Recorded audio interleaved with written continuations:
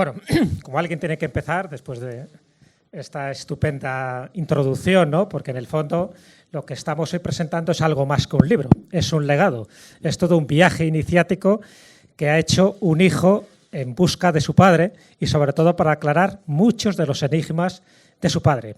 Y su padre no era otro que Fernando Jiménez del Oso. Estamos hablando de un tótem, un icono, un referente y alguien que marcó un antes y un después en la divulgación y la investigación del misterio. Entonces, claro, era muy complicado siempre acercarse a él. Yo sé las cuitas y los avatares que ha tenido Fernando Jr. para adentrarse en la compleja personalidad de su padre. De hecho, ahora mismo, hace unos minutos, hemos terminado la grabación de un programa de radio, de la Escóbula de la Brújula, que lo hemos dedicado íntegramente a la figura de Fernando Jiménez del Oso. Entonces era un poco ese aspecto poliédrico de cómo muchos de los que le conocimos, de los que colaboramos con él, que tuvimos el privilegio de su amistad, cómo lo veíamos. Y cada uno, es verdad, que lo vemos en función de nuestra experiencia personal, de las anécdotas, y todo ello forma un gran enigma. De hecho, lo estaba comentando ahora Fernando cuando venimos para acá. Digo, a ver, ¿cómo titulamos este programa de la Escóbula de la Brújula? Titularlo El legado del oso no tiene sentido porque hemos estado hablando reiteradamente del título de su obra y he pensado que se puede titular El enigma de Jiménez del Oso. Pero el enigma, no solo por los enigmas que él fue buscando, a él le interesaba tanto el más acá como el más allá.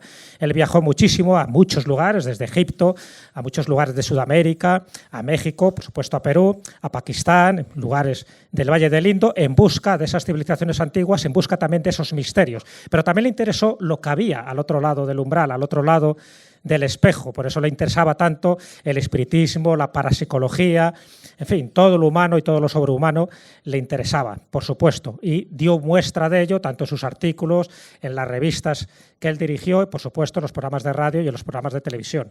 Así que, claro, estamos enfrentándonos ante una figura que es muy compleja, pero a la vez es muy fascinante. ¿Por qué? Porque durante muchísimo tiempo fue el rostro del misterio. Cuando se hablaba del misterio, incluso se le parodiaba, se les hacía imitaciones, siempre salía Fernando Jiménez del Oso, donde daba una explicación. Si no era él, alguno que le imitaba. Cuando alguien te imita en este país es cuando empiezas a ser famoso. Y esa es la realidad. Y ese legado que nos ha dejado, que ahora nos comentará Fernando, lo que me interesa a mí, por la parte en la que yo he contribuido un poco a este libro, también me ha entrevistado a mí, igual que a tantos de los que están aquí presentes, como Silvia Casasola, en fin, como Juan Ignacio Cuesta, en fin, Lorenzo, Pedro Amorós, Nacho Ares y tantos, que es algo que le hemos conocido desde distintos puntos de vista. Pero una de las cosas que me gustaría destacar, y ya no es tanto eso, su personalidad, su sentido del humor, en fin, cómo afrontaba este mundo de la investigación y cómo era un comunicador de primer orden. Lo que me interesa destacar es ese viaje iniciático que ha hecho Fernando Jr. Fernando Jr. ahora está muy vinculado al mundo del misterio, pero durante mucho tiempo no estaba vinculado al mundo del misterio y además lo hizo adrede. No quería ser reconocido como el hijo de, ya sabéis siempre el estigma que tienen muchas veces los hijos de, que son muy famosos. Pero ha llegado un momento, y han pasado 15 años desde la muerte de Fernando, que había que hacer ese libro. ¿Y quién mejor para hacer ese libro que su propio hijo? Y qué mejor que su propio hijo haya ido, más que conociendo, reconociendo distintos aspectos, algunos ignorados y algunos enigmáticos de su propio padre. Y lo ha ido reconociendo en busca de un misterio, de ese enigma, pero el enigma que buscaba personalmente Fernando. Porque alguien que está rodeado de misterios, y cada uno de nosotros podemos contar nuestras pequeñas experiencias personales, pero alguien que está rodeado de misterio, él también va buscando un enigma. ¿Cuál es el enigma? Y ese es el leitmotiv de este libro. ¿Cuál es el enigma?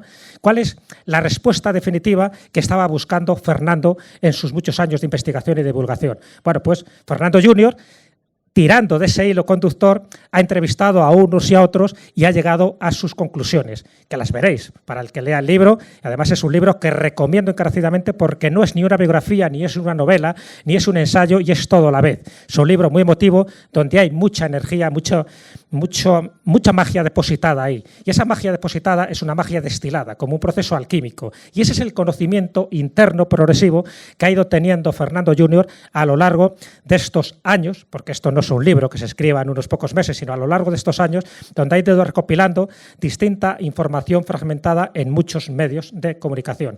Y gracias a eso se ha convertido en algo tan material como un libro, pero que a la vez, yo así lo entiendo, es un auténtico regalo. Es un auténtico regalo que nos está haciendo Fernando Jr. a todos para conocer facetas desconocidas de su padre, de todo un icono que era Fernando Jiménez del Oso. Y solo por eso, por ese esfuerzo, por esa transmutación, por ese proceso alquímico, por ese viaje iniciático que ha recorrido Fernando Jr.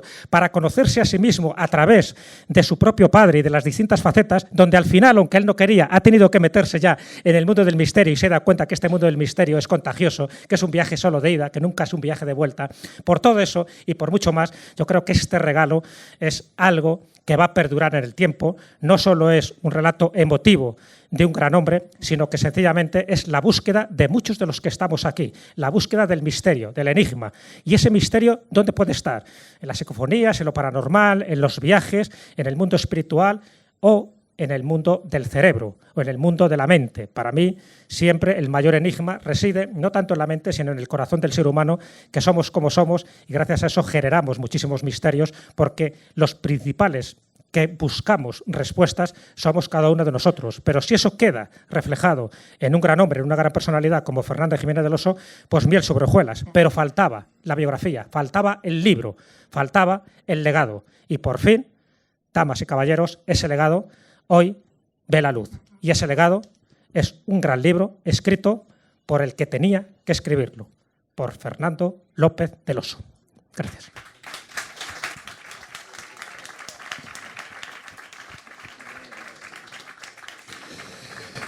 Yo ahora es cuando digo, estoy de acuerdo con Jesús. Fernando habla. A mí me sigue costando mucho hablar de Fernando, muchísimo. Van a pasar 15 años y reconozco que tú y yo lo hemos hablado en más de una ocasión. Cuando tienes un problema o estás metido en la vorágine diaria, prácticamente cada día yo salgo, cuando llego a mi casa, salgo, miro al cielo y digo, a ver, nosotros le llamábamos abuelo. Abuelo, ayúdanos. Y casi siempre se produce ese momento salvífico, ¿no?, en el que de una forma u otra el milagro obra y la solución se aclara, ¿no? Este libro es un libro necesario. Es un libro que los que conocíamos a Fernando y conocíamos los espacios que él habitaba, que al fin y al cabo era su propio mundo. Yo siempre he dicho que cuando te metías en la casa de Fernando era como si te metieras por su boca y literalmente te dejara por unos instantes explorar su alma. Fernando era una persona tremendamente especial. Yo puedo decir que para mí es la mejor persona que he conocido en mi vida, la mejor persona con muchísima diferencia en todos los sentidos, en un mundo de televisión de más de 12 millones de telespectadores, donde es muy fácil encumbrarse al Olimpo de los dioses. Él siempre fue una persona tremendamente sencilla. Y cuando Fernando hijo, me dijo, voy a hacer esto, pensé, qué locura. Pero qué cojones, porque hay que tenerlos. Porque la figura de Fernando era una figura muy complicada. Porque yo sé perfectamente lo que ha sido ese proceso entre padre e hijo. Lo sé perfectamente y la dificultad que ha acarreado en muchos aspectos, ¿no?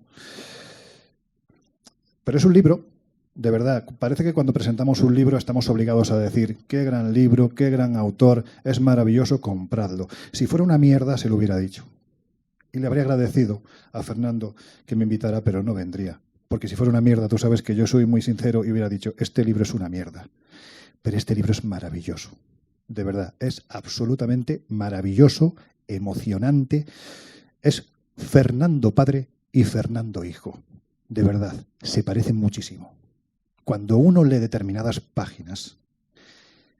Mira, estaba leyendo la primera página en la que se habla de un coche amarillo que aparece en la puerta de una casa y que determinado grupito de pájaros empiezan alborozados a piar porque lo ven como un lienzo donde verter su propia porquería. Me estaba acordando de tu padre cuando describía aquel bichejo con el que convivió una noche en la habitación de la Arcana hace ya muchos años, por Pakistán. Fue en Lahore. Y llegó a la conclusión de que para que hubiera una correcta convivencia, lo mejor era dejarlo tranquilo, tú ahí y yo aquí. Y terminaba esa página diciendo, aprovecho para enviar un emotivo saludo a aquel bicho. Es una forma de escribir, una ironía muy fina, que no se aprende, se hereda. Se puede pulir, pero se hereda. En mi caso os puedo decir que yo, siendo muy niño, en un pueblo de 8.000 habitantes, donde no había tradición ninguna de periodismo, yo no vengo de familia de periodistas, donde prácticamente todo el mundo, cuando llega noviembre, cogen la vara y empiezan a golpear el olivo. De repente aparece un chavalillo que empieza a gustarle estos temas, ¿no? Y a mí me empiezan a gustar porque de repente a mí se me abre la pantalla del televisor en blanco y negro. Aparece un señor con barba, hablando de cuestiones que yo creo que a todos nos dejan embelesados. ¿Por qué? Porque no pontifica. Fernando tenía la facultad de decirte, este tema puede ser así, pero también puede ser así. Y ahora tú quédate con lo que quieras. Durante la conversación que tuvimos para este libro, yo le dije a Fernando que para mí su padre era lo más parecido a un avatar.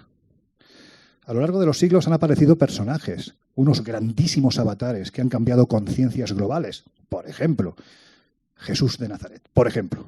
Y luego pequeños avatares que han cambiado conciencias locales. Porque todos los que estamos aquí, seguramente, nos acercamos a este fantástico asunto de los misterios, porque un día, a través de la ventana de la televisión, vimos al doctor Jiménez del Oso. Y los que vimos cómo transmitía, cómo divulgaba, cómo buscaba, cómo se podía aprender de él, decidimos que nuestra vida tenía que estar encauzada precisamente a la búsqueda de esas respuestas.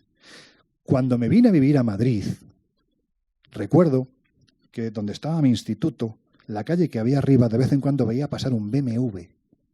Un BMW, además, de los clásicos de toda la vida. Y el que iba dentro era el doctor Jiménez del Oso. Claro, a mí aquello era fantástico, ¿no? Es decir, el estar prácticamente a 10 metros de aquel coche, a ese hombre ya lo convertía en mi mejor amigo. Y de hecho yo compraba los libros de tu padre y me los dedicaba y falsificaba su firma. Claro. Y yo me iba al instituto, mirad quién me ha firmado, lo veis ahí arriba, adiós doctor. Bueno, el doctor iba para adelante, miraba quién es ese loco, pues hasta luego, ¿no? O sea, para que os hagáis una idea, el amor real que yo sentí por este personaje, por este fantástico personaje, yo me levantaba por la mañana en mi habitación, fijaros hasta qué punto llegaba, y lo primero que veía en el techo era la cara de Fernando. Mi padre decía, este chaval va a acabar como el Quijote, se va a estrellar contra los molinos de viento. Intentaba decirme, no te metas en esto, que esto es como una secta, ten cuidado, tal. Pero yo me levantaba y lo primero que veía era la cara de Fernando, porque había recortado uno de esos cartones enormes en los que se ponían los fascículos de sus enciclopedias y lo había pegado al techo. Hay que decir que el que era por aquel entonces mi compañero de batalla, Iker Jiménez, tampoco me iba a la zaga. Es decir, él iba con la foto de Juanjo Benítez en la cartera. O sea que... Bueno, imaginad, yo siempre he puesto el mismo ejemplo. Cuando en el año 1995... Iker y yo hacíamos un boletín en la época de los boletines que se llamaba La Última Hora, no porque fuera de difuntos, sino porque era de última hora, de noticias.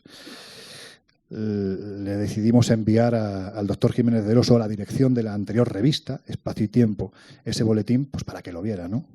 Claro, hicimos 2 números y cobrábamos 1.000 pesetas al año, eran 6 números al año. Y un día recibimos un tarjetón que ponía F. Jiménez del Oso debajo, psiquiatra. Y debajo un número de teléfono. Estimados amigos, es que no se me ha olvidado el mensaje. Estimados amigos, acabo de recibir su fantástico boletín. Estoy a punto de emprender un nuevo proyecto y me encantaría contar con ustedes. Por favor, llámenme al teléfono que viene justo arriba. Y por cierto, aquí les envío 1.000 pesetas porque me quiero suscribir al boletín. Ahí tenemos las 1.000 pesetas. Nunca le devolvimos lo que sobraba porque sacamos solo 2. Eran 6 al año. Pero el caso es que llamamos y me acuerdo que estábamos en casa de Iker. Un pasillo largo, un salón con un teléfono, una habitación, la de sus padres, con otro teléfono. Y marcamos el número, pensando que eran nuestros compañeros de facultad que, como siempre, nos estaban gastando una broma. Recuerdo que descuelgan, se pone una señora, Menchu, que era la persona que estaba en la consulta de Fernando, era la secretaria. Sí, por favor, ¿podemos hablar con el doctor Jiménez del Oso? ¿Sí? ¿De parte de quién? Iker. De Iker y Lorenzo, como el monstruo de las 2 cabezas. Solo hablaba uno, pero éramos Iker y Lorenzo, ¿no? Claro. Sí, un momento, por favor. Bueno, pues la musiquilla, como esta del teléfono. Se le ha caído algo al suelo, caballero. Sonando la musiquilla y de repente descuelga el teléfono y como Fernando dice que es más la voz del capitán Acab que de su padre... Hombre, chicos, ya tenía ganas de conoceros. Mirad, en ese instante cogimos Iker y yo, nos miramos en el pasillo, fue, hostias, que es él. Hicimos con el teléfono, ¡placa! Y colgamos. En ese instante, la histeria. La histeria de dos chavales que están estudiando periodismo, que se quieren dedicar a estos temas, que han contactado con el referente universal. O sea, es decir, es como para un futbolista de golpe y porrazo decirle, mira, chaval, vas a jugar con 16 años con Ronaldo o con Messi. Pues esto era lo mismo. ¿Qué pasa? Empezamos a pensar, ya verás. Este hombre seguro que tiene algún tipo de forma de detectar la llamada, va a saber que somos nosotros, que le hemos colgado, se va a enfadar y claro, a partir de ese momento nuestra carrera a la mierda. Volvimos a llamar. Y ya, bueno, pues más nerviosos que de otra forma, ¿no? Fernando nos convocó un 22 de junio de 1995 en su casa. Y ahí por primera vez nos habló de la revista Enigmas. Y ahí por primera vez nos dijo que quería contar con nosotros, posiblemente para lo que más nos gustaba, ¿no? Que era el desarrollo de la información de actualidad, todo lo que era las noticias que se producían alrededor de estos temas. Tenéis que pensar, en fin, la mayoría lo sabéis, no por edad, porque sois todos muy jóvenes, pero en fin, en aquella época Internet era una cosa rara.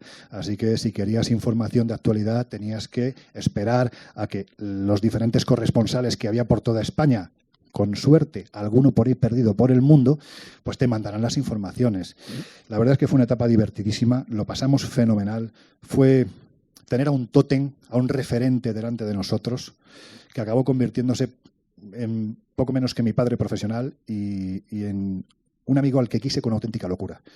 Fernando fue padrino fue testigo en mi boda, yo fui testigo en la suya y además me tocó una papeleta horrible, que fue poco menos que oficiar el entierro.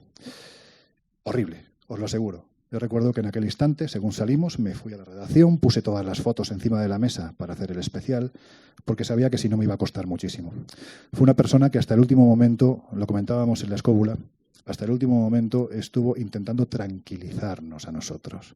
No os preocupéis, chicos. ¿Veis esa habitación? Bueno, pues yo salgo de esta habitación y me meto en la otra. Esto no termina, esto continúa. Y esto que os estoy contando, esa esencia, esa bondad, esa forma única de ser, es algo que desde mi punto de vista Fernando Hijo ha heredado.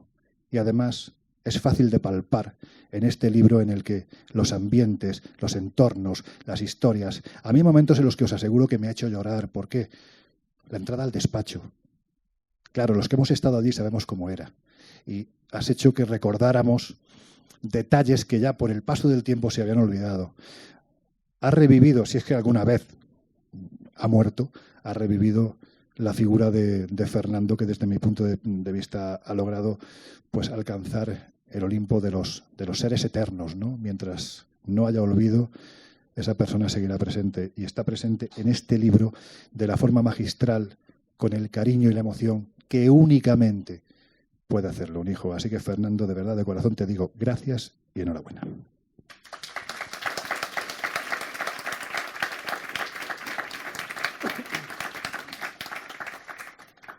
Bien, y esto ha sido todo. Muchas gracias. No, claro, ahora, ¿qué digo yo después de estos dos señores que tantas presentaciones de libros tienen a sus espaldas?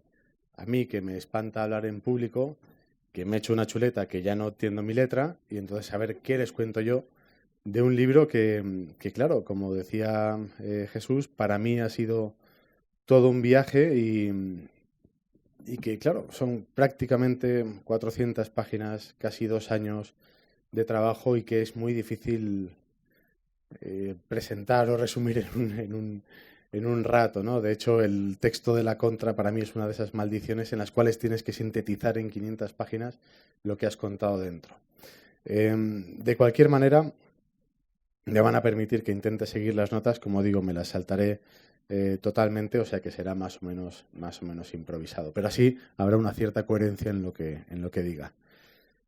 Bueno, antes de nada, quería agradecerles a todos el que hayan hecho un hueco en la vorágine de un martes en Madrid para acercarse aquí. A mí me parece algo muy, muy emocionante y que yo agradezco. Y eso que yo sé que el cariño que me toca a mí de todo esto es un poco de refilón, porque aunque el libro yo creo que es emocionante y que les va a gustar, eso ustedes todavía no lo saben. Y yo sé que están aquí casi todos por ese recuerdo hacia mi padre. Pero yo creo que está bien, porque yo también estoy por mi padre, aquí hoy hablando con ustedes, o sea que todo queda en casa. A ver, este libro, como bien dijo Jesús, ha sido muy especial para mí. Y ha sido especial para mí por dos razones. La primera, la emocional. Es decir, yo no puedo dejar de agradecerle a Laura Falcó, una magnífica editora del Grupo Planeta, que ella me animara a abordar este proyecto. Enfrentarme a este proyecto me ha hecho revisar mi vida con mi padre, y dentro de ese proceso de búsqueda en el que yo buscaba a la persona que había más allá del tótem de mi padre, a ese hombre que estaba detrás, he terminado por encontrarme a mí mismo. Que yo creo que este es un proceso que todos podemos hacer con nuestros propios padres, ¿no? Cuando llega el momento de trascenderles y de incorporarles. En este proceso de descubrimiento de mi padre ha sido fundamental la generosidad de todos aquellos que han ido participando en él. Por no dejarme a ninguno, Juanjo Benítez, Nacho Ares, Lorenzo Fernández, David Sentinella, Juan Ignacio Cuesta, Silvia Casasola y Jesús Callejo. ¿A quién más? ¿A quién más tengo? A Pedro Amorós y por último a Javier Sierra. Y esta generosidad se ha plasmado en esas piezas que han compartido, en esos recuerdos, en esa parte del recorrido vital que ellos tuvieron con mi padre. Porque yo creo que nosotros somos como un puzzle y que para complementarnos, para ver la imagen entera, nos hacen falta todas las piezas. No solo las que tenemos nosotros, sino las que guardan todos aquellos que han recorrido parte del camino con nosotros. Esta manera de abordar a Fernando Jiménez del Oso, yo creo que le gustará a aquellos de ustedes que no lo conocieron personalmente. Porque permite también, igual que yo he podido descubrir a la persona que estaba detrás de la figura del padre, muchos de ustedes podrán descubrir a la magnífica persona que estaba detrás de ese personaje televisivo que se asomaba todas las semanas en la segunda cadena, en aquella que era la dedicada a los temas un poco más intelectuales. La segunda revolución que ha supuesto para mí este libro ha sido más bien de tipo intelectual. Y que esta yo creo que es la faceta más toma, sosténme esto, Lorenzo. Yo creo que ha sido la faceta más trascendental quizá del legado del oso. Esta faceta a mí me parece muy importante. Y todo empieza cuando encuentro por fin la manera de abordar este proyecto o de cómo acercarme a este proyecto del libro de homenaje. Acercarme a mi padre a través de los temas que él trató, yo creo que ha sido el enfoque adecuado. Yo creo que ha sido la forma correcta, por dos cosas. La primera, porque es lo que esperarían muchos de aquellos que en su momento le siguieron, a los cuales le interesaron estos temas. Un recorrido que fuera tratando de las manos de los que hoy han recogido ese legado y han ido investigando, han ido ampliando facetas de ese conocimiento heterodoxo, pues poder conocer cómo se relacionaba mi padre con esos temas, qué opinaba de ellos privadamente, porque él mantenía siempre esa imagen, esa postura neutra, ¿no? Ese gran respeto que él tenía por el espectador, en el que intentaba mostrar los diferentes elementos para que él pudiera formarse su propia opinión, pero al mismo tiempo intentando no influenciarle con la suya propia. Y creo que también es el enfoque adecuado, porque pienso que mi padre habría agradecido, pero habría rechazado un libro de homenaje que hubiera tratado de ensalzarle a él como persona. Yo creo que mi padre se definía a sí mismo como un aprendiz exactamente igual que somos el resto, y no como alguien que pudiera ir dando lecciones de ninguna clase. Aunque es cierto que era un aprendiz muy particular, porque tenía al mismo tiempo la afición, el deseo de compartir con todos esas cosas que iba descubriendo, que iba aprendiendo en su propio recorrido. Esas cosas que él fue recopilando, yo creo que él estaría conforme en que yo las hubiera destacado como la parte integral de ese legado del oso. Lo cual nos lleva un poco a lo que ha comentado antes Jesús, ¿no? Que es lo que me sucede a mí cuando yo me voy adentrando en estos temas. en cada uno de ellos y los voy estudiando con cierta profundidad. Lo que me sucede a mí, lo que me cambia. Porque a mí estos temas me sonaban simplemente porque eran las cosas de las que hablaba mi padre. Es decir, si a mi padre le hubieran gustado los coches, yo sabría diferenciar un carburador Weber en vez de una cerámica Mochica a distancia. Pero una cosa es que me sonaran y otra cosa es que supiera nada de ellos. Y no es lo mismo mirar, por ejemplo, o haber visto casualmente un vídeo o un programa de media hora o de una hora sobre fenómeno ovni que ver la serie completa, por ejemplo, la fantástica serie completa de Ellos que hizo para La Puerta del Misterio y después leer el libro del síndrome ovni y después abordar las decenas de programas en los que fue tratando esos temas a lo largo de los años. Porque la visión que uno tiene ahí en ese momento es mucho más completa. Y por fin, y casi se cumple aquí su objetivo, uno está en disposición de empezar a formarse su propia opinión. Y lo interesante es que esto, en el libro, no lo he ido haciendo de una forma solamente con cada uno de los temas en sí mismos, ¿no? Temas como el fenómeno ovni, las culturas antiguas que le apasionaban, con las que Nacho Ares comente cosas sobre Egipto, con Lorenzo algunas cosas sobre América del Sur y sobre la última parte de Pakistán y de Mohenjo-Daro, que era algo que le intrigaba mucho, los círculos de las cosechas con Juan Ignacio, que le parecía interesantísimo, la parapsicología, espiritismo, transcomunicación, en fin, no es lo que haga solamente con cada uno de esos temas, incluso llegando al que yo creo que era uno de los más importantes para él, el del gran enigma de la mente humana.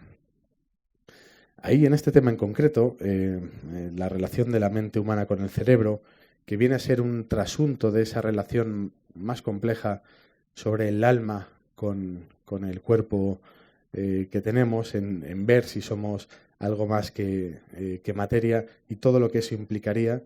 Yo creo que ahí, en esta visión global que se hacen de los temas, es donde empieza a depurar algo que emerge y que nos ofrece una visión mucho más compleja de la realidad que nos rodea. En este tema, en concreto, de la relación de mi padre, de la mente con el cerebro, mi padre la abordaba desde un doble enfoque. Por un lado, él era médico y psiquiatra, es decir, que estaba perfectamente familiarizado con los mecanismos del cerebro, con los estudios científicos sobre cómo se producía el impulso nervioso, sobre el córtex cerebral, etc. Y por otro lado, incorporaba ese enfoque del heterodoxo, que es lo que también era. Es decir, como alguien que sabe que hay elementos que están más allá de los métodos de trabajo de la ciencia, pero que son ciertos. Y que esa ciencia, este enfoque cientifista en el que nosotros estamos ahora mismo abocados, no tiene el monopolio de la racionalidad.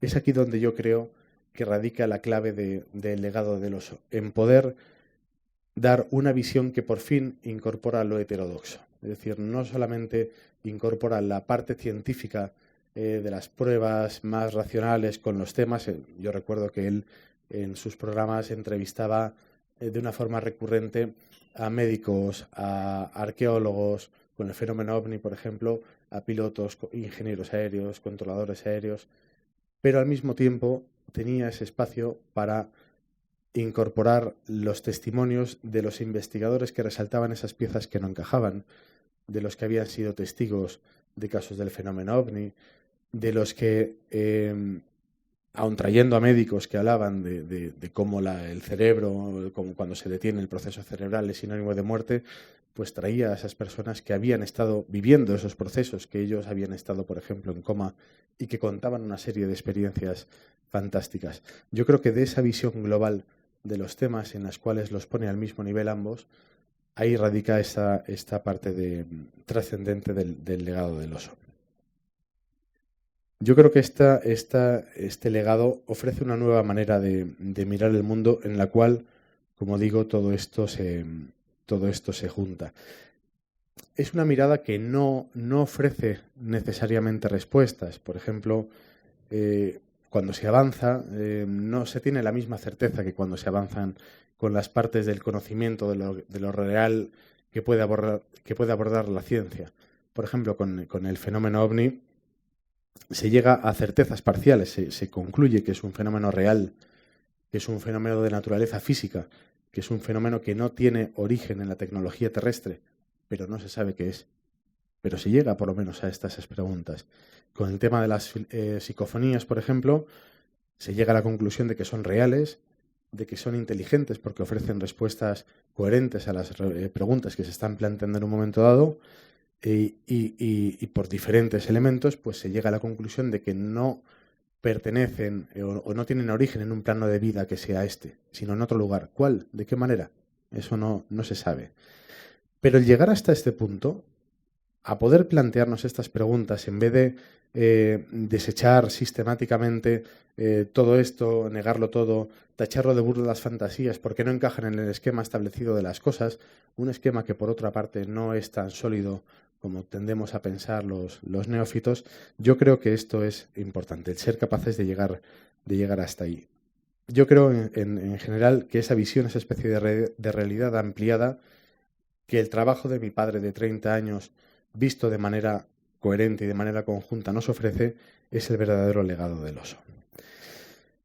Y el camino de aprendizaje que implica el descubrimiento de ese legado, y lo que yo privadamente he descubierto al final de ese mismo camino, eso es algo que, como ha dicho Jesús, a mí me ha transformado como ser humano.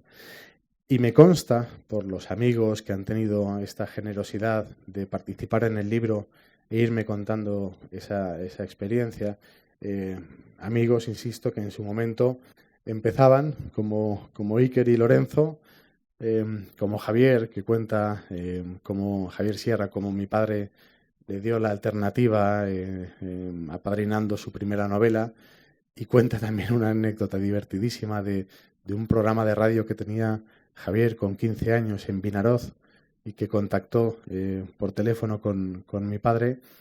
Era una entrevista de Jiménez del Oso para un chico de 15 años de la época y la conexión era mala y entonces la voz de mi padre se iba alejando a cada poco. Y Javier no se atrevía a interrumpirle, entonces dice que hay como media hora de silencio en ese programa, que era en directo, y cuando intuía que la voz, el susurro se terminaba, lanzaba la siguiente pregunta y mi padre empezaba a responder y la voz se iba otra vez alejando paulatinamente.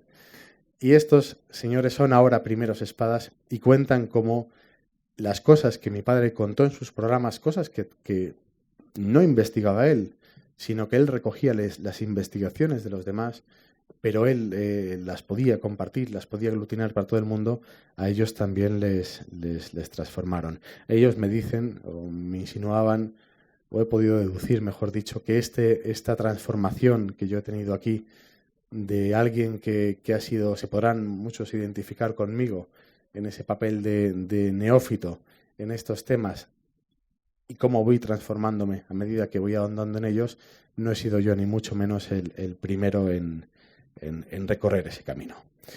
Yo simplemente he querido recopilar todo eso, todo este trabajo, estos temas que él trató y acercárselo a ustedes y a los lectores del siglo XXI que quizá no tuvieron la ocasión, por edad, de verlo directamente en televisión y de beber de la fuente, pero que sé que al mismo tiempo son conscientes de esa figura porque, bueno, cuando yo investigaba ahora para estos temas y veía documentales suyos, veía testimonios, respuestas, comentarios de 2 meses antes de que yo lo viera, diciendo cómo se echa de menos, fíjate las cosas que este señor decía, qué enfoque, cómo lo planteaba, ¿no? Yo creo que sigue estando muy, muy presente, aunque muchos, como insisto, no hayan podido conocerle.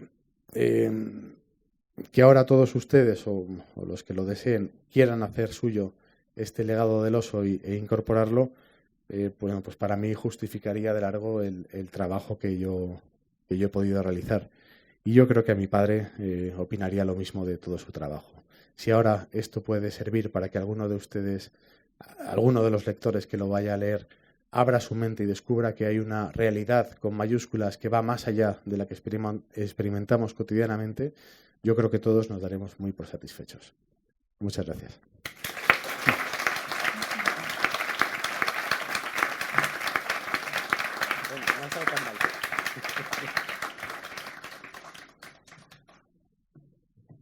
Y ahora yo no sé, como no suelo hacer de maestro de ceremonias, no sé si lo que toca ahora es una ronda de preguntas, comentarios. Yo creo que es evidente. Si alguien tiene una pregunta para hacer a Fernando, que hable ahora o calle para siempre. Sí, antes de que pregunte Jesús, voy a contar muy brevemente algo que llevo dándole vueltas desde que se han reunido todos ustedes aquí. No voy a decir quién, pero sí les puedo decir que hay en esta sala una persona que perfectamente podría estar en este libro. Dicen hay determinados lugares del planeta donde, por ejemplo, la selva de Chiapas, ¿no? Donde si uno va a intentar sacar fotografías a los nativos que allí viven, no te dejan porque dicen que si los fotografías es una forma de llevarse el alma, ¿verdad, Miguel? Es lo que dicen. Por lo tanto, yo entiendo que quien está al otro lado del visor de una cámara, y si a Fernando lo reconocemos por algo, es porque siempre estuvo delante de la cámara, esa persona que está detrás es la que perfectamente capta el alma de quien tiene delante. Y no les voy a decir quién porque sé que me mataría, porque no le gusta pasar desapercibido, pero en esta sala está la persona que durante 6, 7 años fue el cámara de Fernando Jiménez del Oso, que le acompañó a Pakistán, a Egipto, en fin, es que son muchos los destinos. La última etapa televisiva de Fernando, especialmente la etapa de Canal Nou, aquí está el cámara de televisión, que seguramente, si no fuera porque no le gusta que descubra su nombre, sería una persona que podría contarnos muchas cosas de él. Me has dejado intrigadísimo. ¿Verdad, Pepe?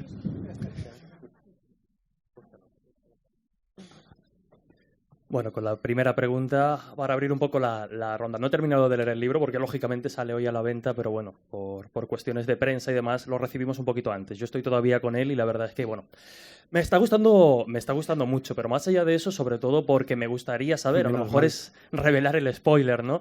Pero sí que me gustaría saber algo que creo que es interesante y que para los lectores, seguidores que descubran ahora a tu padre, como, bueno, pues un poco de mi generación, ¿no? Yo además tengo esa vinculación de no conocerlo, pero empezar a hacer radio gracias a él.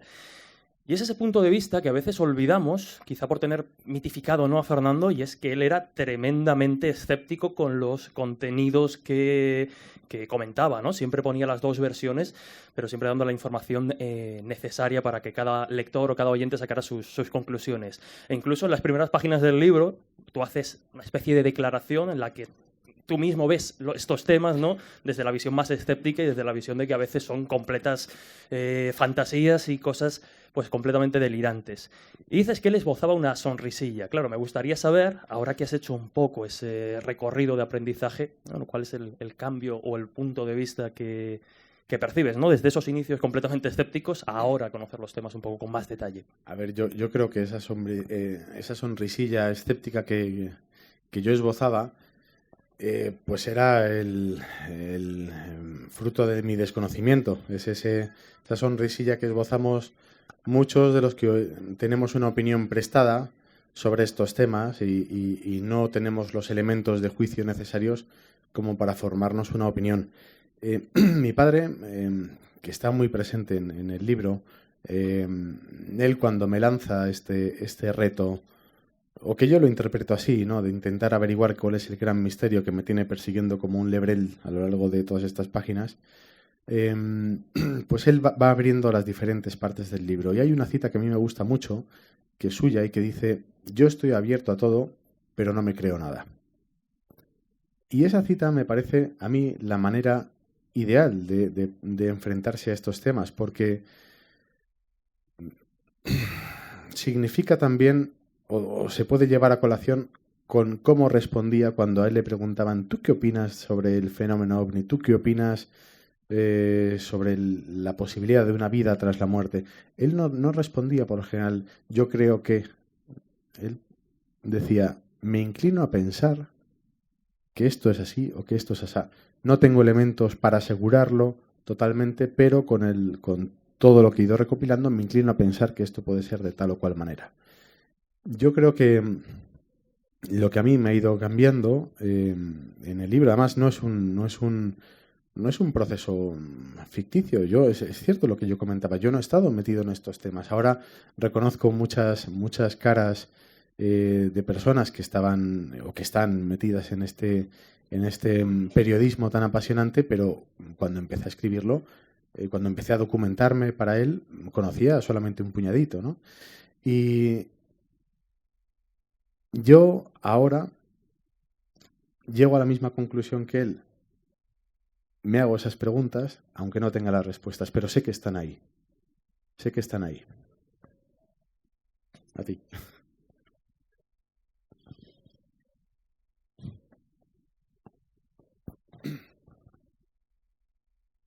Gracias. Yo no he leído el libro, por tanto, no puedo dar una opinión sobre él, pero me gustaría conocer si en este libro, aparte del Fernando Jiménez del Oso, que podríamos llamar esotérico, Sí. se refleja otro Fernando Jiménez del Oso, un Fernando Jiménez del Oso padre, un Fernando Jiménez del Oso psiquiatra, que es un tema que me interesa muy especialmente, porque trató a muchos de los bastantes locos que hay en mi familia, como psiquiatra. Y entonces, a través de ellos, he tenido otra imagen de locos, lo digo cariñosamente. Y tanto, y tanto. Entonces, quería saber si te limitas a la parte esotérica, digamos, de hablar de ovnis, de no sé qué, que yo también miro y he mirado siempre con una sonrisa de escepticismo y de curiosidad. Pero esa otra parte del Fernando Jiménez del Oso padre, del Fernando Jiménez del Oso psiquiatra. Sí, muchas gracias. Sí, yo creo que antes de nada, yo creo que él diría que una persona normal, si entendemos por normal aquel que no tiene ninguna neurosis, sería el más anormal de todos, ¿no? Es decir, todos tenemos nuestras singularidades y yo creo que él desde esa faceta de psiquiatra nos trató, aunque fuera a distancia, a todos los que conoció. O sea que cada uno tenemos nuestras singularidades, insisto. Él, y esto lo cuento en el libro, él entendía la psiquiatría como su verdadera profesión y su verdadera vocación.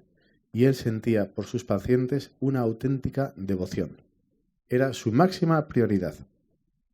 Todo esto demás fue fruto de las circunstancias. Él era una persona extraordinariamente curiosa y se dio la circunstancia de que gracias a su conocimiento con Chicho Ibáñez Serrador, se planteó la posibilidad de que él pudiera hacer extensivo a los demás esas preguntas que se hacía a sí mismo y las cosas que iba encontrando.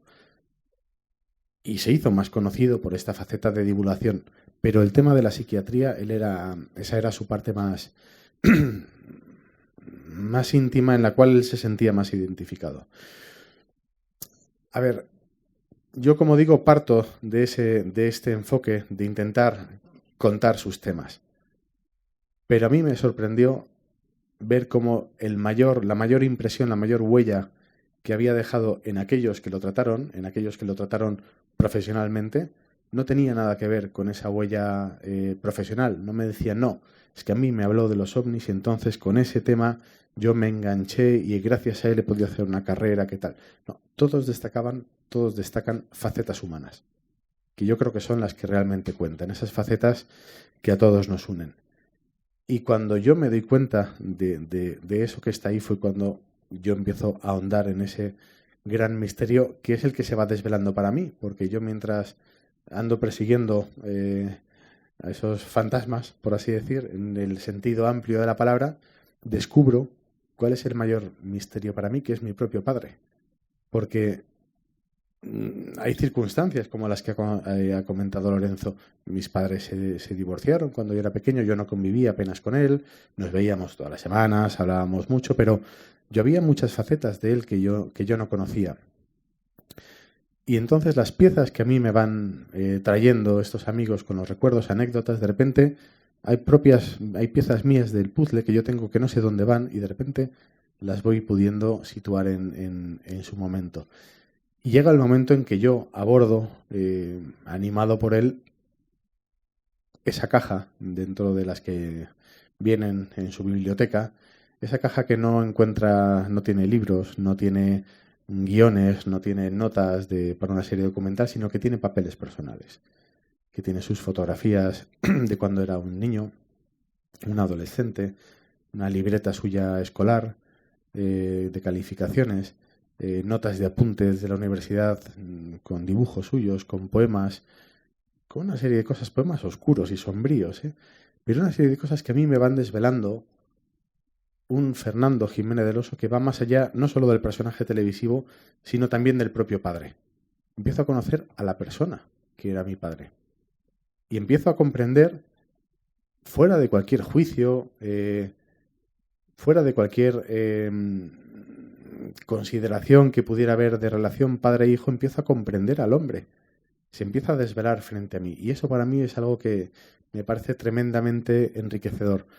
Porque como hijo, al conocer al padre, me voy conociendo no solamente a mí mismo, sino que yo puedo ver incluso cómo me comporto yo en mi propia vida, cómo es mi relación con mis hijos. Es decir, incorporo a mi padre en mí mismo. Yo creo que el verdadero homenaje que le puede hacer a un hijo a un padre es incorporar ese legado vital que un padre deja a su hijo, que es servir de ejemplo de vida.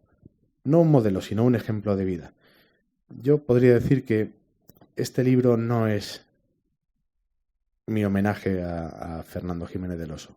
Este libro recoge mi homenaje a Fernando Jiménez del Oso, que es más profundo, que está encerrado en sus páginas y que tiene que ver con esa faceta más humana que comentabas.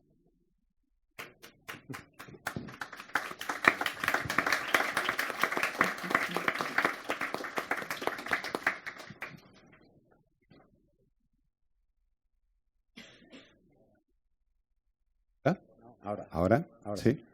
Bueno, yo quería darte las gracias por este libro y darle las gracias a todos los colaboradores que han aportado su palabra, sus recuerdos, y que todos podamos disfrutar de este libro, ¿no? Porque yo he empezado ayer a leerlo en el momento que tú entras en el despacho de tu padre y empiezas a ver todos los murciélagos disecados, los ídolos de otras culturas. Y mi pregunta va un poco por ahí. En la biblioteca de tu padre, ¿él te habló de algún libro especial del misterio entre toda su biblioteca? ¿O cuál fue el que más te llamó la atención a ti en su biblioteca? A ver, es difícil destacar o intentar destacar un libro de misterio, un tema de misterio, porque cuando a él le hacen esa pregunta en entrevistas, él va cambiando su respuesta a lo largo de los años. Claro, es decir, él todos estos enigmas van mezclados los unos con los otros, van cambiando a lo largo que él va cambiando también su propia vivencia y su propia manera de acercarse a estos temas, y por lo tanto van evolucionando. Antes comentaba yo que yo pienso que el legado de mi padre, esta forma de ver el mundo, ofrece o es la suma de varios elementos que muestran una realidad y cómo destacar a una parte de la realidad sobre otra. Pero sin embargo, sí hay, al menos entre los dos, un tema especial, unos libros especiales que yo guardo con un inmenso cariño, que son los que tienen que ver con la arqueología peruana. Ese tema a él le apasionó y por diferentes circunstancias fue mi primera, quizá una de mis primeras incursiones en este tema. A ver, yo tenía pendiente el viajar con él. A mí, cuando yo estaba en el internado donde yo estudiaba, a mí me llegaban unas cartas escritas en un papel de ese casi de fumar, de ese de correo aéreo, en el cual me iba contando sus andanzas por Perú, Costa Rica, Brasil, México, donde fuera, ¿no? Pues volando en helicóptero por la selva, entrevistándose con arqueólogos y pasándoselo pipa. Y me decía, aquí tenemos que venir, esto te va a gustar. Y cuando llegó el momento de que yo ya era un poco más adulto, cambió el formato de esos viajes, en los cuales antes iban con 2 toneladas de material y después pues llevaban una mini cámara digital, y entonces ya no tenía cabida. Yo no me podía colar allí en esos viajes como un chico para todo, como ayudante de producción. Entonces llegó el momento en que yo empecé a viajar casi por despecho y abriendo rutas pues, para varias agencias. Entonces empecé por Perú. Entonces yo quise hacer un acercamiento a Perú que incluyera todos estos temas que él había comentado, porque me parecía que enriquecían mucho la visión más típica de los guías turísticos, de los restos de los incas, etcétera, etcétera. Y entonces él me dio 2 libros para empezar. El Manual de Arqueología de Federico Kaufmann Doig y La Historia del Perú La historia del Perú antiguo de Federico Duturburu, creo que se llama, no recuerdo exactamente el nombre. José Antonio del Busto Duturburu era, y Federico Kaufmann-Doig.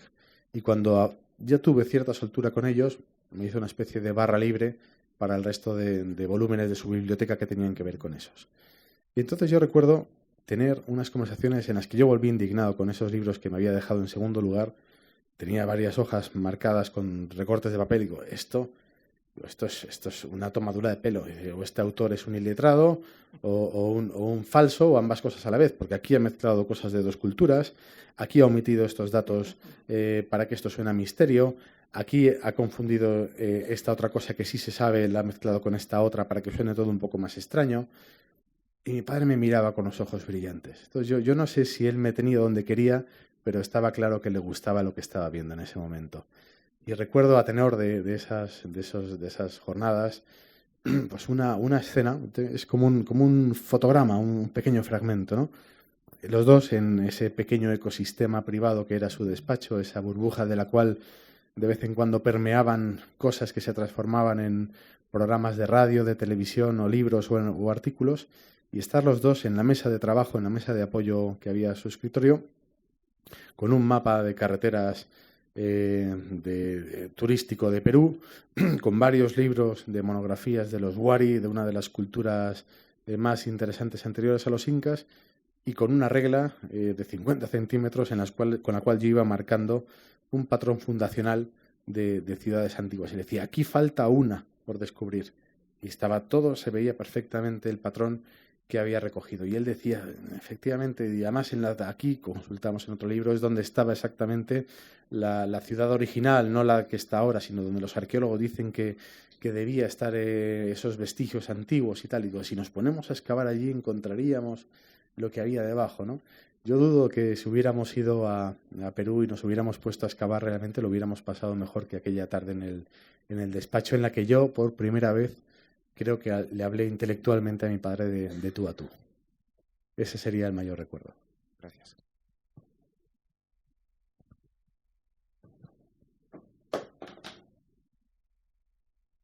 Mira, entre todos los objetos, documentos que te deja tu padre, ¿con cuál de ellos es con el que descubriste que había otra persona más allá de tu padre?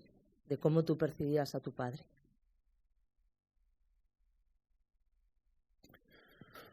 Yo creo que de esos pequeños recuerditos, de esos pequeños objetos, el que más me habló de esa faceta humana es un Deportivo biplaza que tengo dentro de mi propio despacho, un Opel GT del 73 amarillo que heredé yo y que restauré.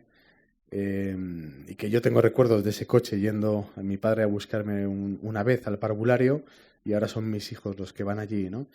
Y yo creo que eso, las sensaciones que tengo al conducir ese coche, que no tiene nada que ver con un coche corriente, me empezaban a decir que había un hombre más allá de ese padre que yo tenía por una persona seria y sosegada, ¿no?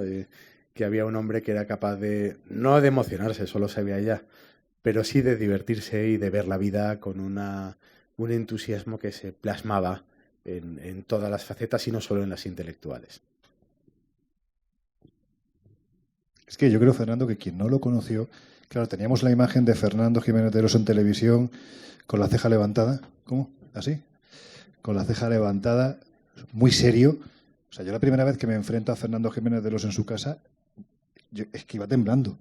Es que iba temblando porque era una persona que cuando se empezó a reír, es lo primero que me llamó la atención, que se reía. Pero es que además, Fernando, si tenía algo, yo creo que los que lo hemos conocido hemos disfrutado de un sentido del humor brutal y finísimo, de una persona tremendamente divertida, ¿verdad? Yo estaba esperando cuando decías que los tranquilizaba en su época final, ¿no? Los últimos días vividos en el hospital, donde ya estaba pues muy malito. Yo decía, mira, no os preocupéis, veis esa habitación de al lado, pues ahí dentro de poco vendréis vosotros. Yo creo que se iba a decir eso Sí, para romper el hielo, ¿no? Luego no se atrevió con esa faceta de humor, pero sí, ese humor. A mí, Chicho, yo recuerdo que él, cuando rememoraba la relación con mi padre, había fíjate, 2 pinceladas y lo plasmó estupendamente. Dijo: conozco a tu padre desde hace 40 años. Y dice, y nunca, ni una palabra malsonante. Y un sentido del humor, y ahí lo dejó. Era ese sentido del humor británico, con la ironía fina que compartían los dos. Ese era uno de sus rasgos más característicos. Y se ve, no sé si tanto en los programas de televisión. Hay veces que, si uno está atento, ve cuando van a cambiar de plano, ve una sonrisa que se esboza.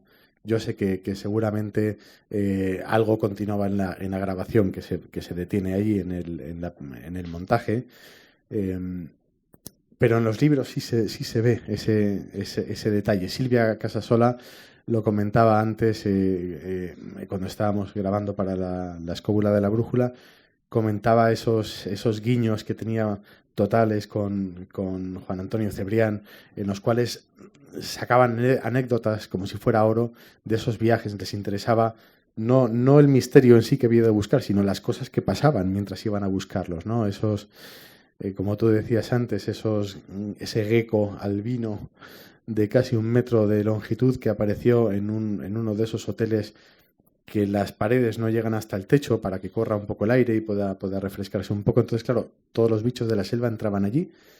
Y ese emocionado recuerdo que le brindaba, sí, y dice, llegamos a un acuerdo, él no saldría de detrás del sofá y yo nunca entraría a investigar cuáles eran esos dominios, ¿no? O por ejemplo, subiendo en el Cerro de Uritorco a ver la huella del pajarillo. Pajarillo.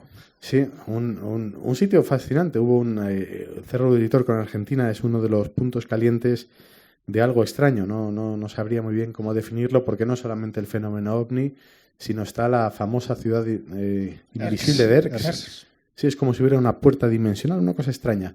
Y también hay pruebas físicas, entre ellas una huella de unos 100 metros de diámetro, pequeña, que había quemado, se supone, contaba la gente de allí, que se había posado un objeto que no conocían, y todas las plantas habían quedado quemadas, ¿no? Pero quemadas de una manera extraña, de arriba hacia abajo, no como en un incendio.